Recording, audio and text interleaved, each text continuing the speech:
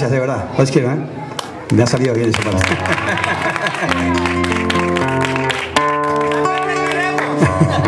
Bueno, voy a cantar un popurrí de guarañas, que yo sé que mucha gente española ha cantado conmigo en otros conciertos. Espero que se acuerden hoy y canten conmigo. Dice así. Dicen que los hombres no deben llorar por una mujer que ha pagado mal, pero yo no pude contener mi llanto. Cerrando los ojos me puse a llorar. Cuando te perdí no me conformé con la realidad. Tu procedimiento en mi pensamiento me dio la verdad. La humilde casita que fue nuestro nido muy triste quedó. Solo tu perfume quedó en el recuerdo de aquel gran amor. Tu procedimiento me hizo padecer, dejando en mi pecho una herida cruel. Al verte rendida por otra ilusión de celos y angustias, mataste mi amor. Dicen que los hombres no deben llorar por una mujer que ha pagado mal, pero yo no pude contener mi llanto, cerrando los ojos.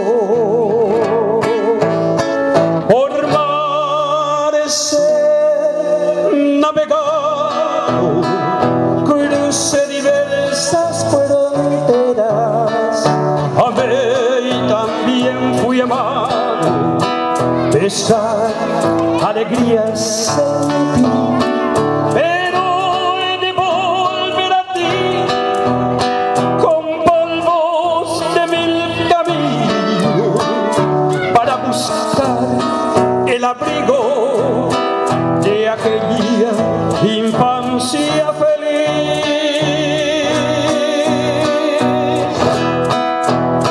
El aplauso, por favor. Gracias.